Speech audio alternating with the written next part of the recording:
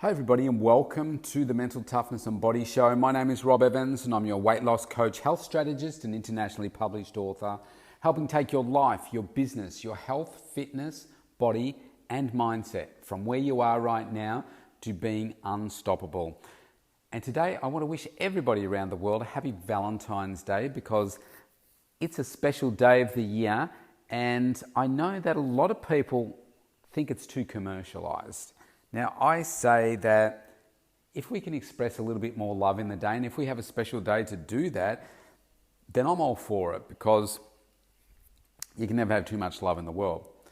But I'm also aware that there are some people that find that this day also causes them a little bit of extra pressure, extra grief, a realization that they don't have someone in their life, and the pain and pressure that can give. Or if you're in a relationship, there's that perhaps disappointment that your partner doesn't do something for you. Now, I can talk from both sides, having been in relationships during Valentine's Day before, and I believe it's just a beautiful way to be able to express how you feel about somebody and what your relationship means to you and all that kind of stuff. And as of right now, I'm single, so I'm not in one of those relationships, but I'm going to tell you how I like to spend a Valentine's Day today. So I've got two teenage daughters, and I think it's a really nice thing to be able to share Valentine's Day with them. So I got them some flowers each, and we had a special lunch together. We're in lockdown at the moment, so we just made some food and had that for lunch, so that was really nice. And we'll have a nice dinner today. We had a special setup. I set the table out really nicely. If you have a look on my Facebook page, you can see some of the photos. But I just have, making it a really nice, loving day because it doesn't have to be a romantic love, but it can just be sharing love with the kids and telling them what they mean to me and that type of thing.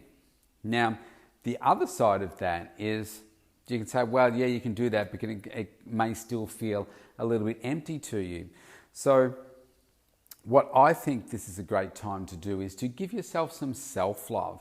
So really reflecting on how you are loving yourself at the moment, and maybe it's doing some special things just for you today. So for me, I did a workout with my youngest daughter this morning, which was really great. It's a nice way to give back to me. But for me, I'm really giving myself that love every single day because my definition of doing that is nurturing my body. It's making sure that I'm putting nutritious food into my body every day. It's making sure that I'm treating my body in a respectful way so that I'm optimizing my health, I'm growing my muscles, I'm doing that in a way that really serves me. So for me, it's just some walking and it's doing my strength training 3 days a week. And then it's filling my body with all the right foods and supplementation. And to me, that's a really important step for me to be able to say, well, I'm really respecting and loving the body that I was given. Because I didn't buy it or anything like that, but I really want to look after it and present myself in the best possible way and continue to make improvements to it all the time because I feel like that's my job. And when I do that, I feel good. One, I look in the mirror and say, well, you look good.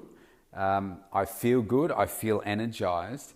And from a mental health perspective, it's a really good mental health release because let's face it, we lead very busy schedules and, a lot of stressful moments during our week where it's just a nice way to just release that tension and just relax and unwind because we can't be in that highly stressful state forever, otherwise something's going to give. So if we can find those ways to give back to ourselves and appreciate what we do, then I find that really helps our mental health. The other side of that is it feels good to be knowing that you are working on something that such as a big thing like looking after your health and your body and your fitness, that just feels good. You say, yeah, I'm doing good work. You look good. The work you're doing is paying off. Well done. Go you. And what does that do? Well, it helps create momentum in other areas of your life as well, because you can see that you're being a success here. So let's transfer that to other areas of your life as well. So it's a really important process, because I coach people daily that can beat themselves up, because they come to me because they're not in the best health. They want to achieve something more for themselves, and they don't necessarily have a good self-talk. So like I said yesterday about minding your words, these two things go hand in hand. You've really got to show some care and respect for yourself so that you can continue to grow. That doesn't mean that sometimes you don't give yourself a kick in the pants to say, come on, it's time for you to get moving again. But when you get all this positive talk and action going, you find that you create this unstoppable momentum, because it just feels good. It just feels good to keep moving forward. Now, here's another element of this. For many, many years, when I was looking for a partner, I was almost desperate to find somebody, because in my mind's eye, if I wasn't with somebody, then I wasn't worthy, I wasn't happy. But what I've realized over a number of different relationships, and through that, I certainly have, you learn a lot about yourself. You learn about what you like, what you don't like, and I think I've learned to have a bigger voice for myself. I've learned to appreciate what I have in my life more, and realize that I don't have to be with somebody to be content. I don't have to be with someone to be happy. I don't have to be somebody to feel like I've been successful.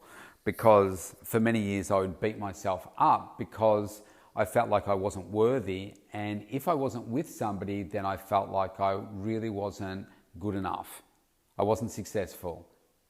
I wasn't living a complete and fulfilled life. But that's not true, is it? And for those of us out there that aren't with partners, I'm sure you will agree with me that you can still be incredibly happy. I mean, I'm the happiest now that I've ever been in my life, and I'm single.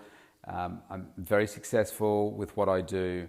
I've achieved some great things, and if that never changes, then so be it. I'm not out there looking to be with somebody, because that happiness needs to come from within, doesn't it? And the greatest trap that I fell into for decades was, I'm not going to be happy unless I'm with somebody. Now, what does that normally mean? If you're not happy and then the other person is also not happy, that doesn't automatically create happiness because you're with them. Normally, it will exponentially grow the unhappiness, because now you're unhappy with someone else and they're unhappy, and then you've got their unhappiness to share as well. So it's double unhappy, so that's no fun. So if you come from a place of finding who you are in the world, and that happy place where you know that you're doing all those things that you want to be doing, then I think that is probably the best place to be. And then if you're going to find that love, then you will, because you're in a good place. I think a lot of people just jump from one thing to the next because they feel like that's what they need. But the reality is they don't need that. They need to be spending time by themselves to sort themselves out. But most people aren't looking at themselves inwardly enough to appreciate that they require change. And I find that sad, because so many people need to change. And I've certainly spent the time by myself to help grow me and make a better version of myself. And even at age 52, I still see how there is an opportunity for me to learn, grow, and communicate better. Mastering the way that I communicate with myself is still something that I work on every day, because let's face it, I'm not there yet.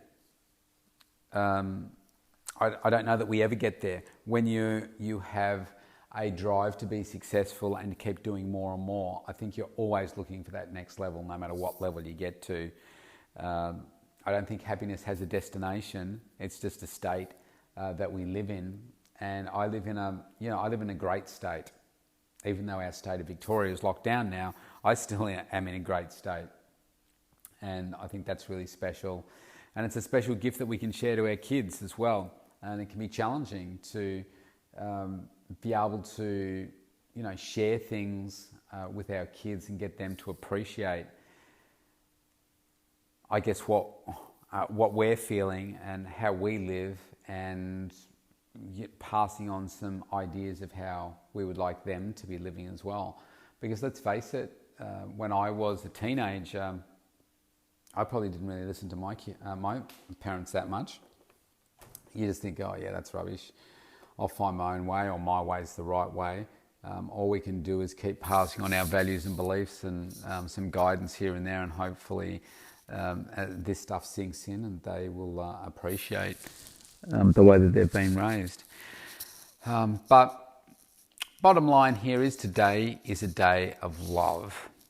And I think we can just share more of it. Share it with yourself, share it with your partner, share it with your kids, share it with the people that are important in your life. Because life is short, it's fragile, and as we've seen, we've gone last week from being in relative freedom to now being back locked up into stage 4 restrictions.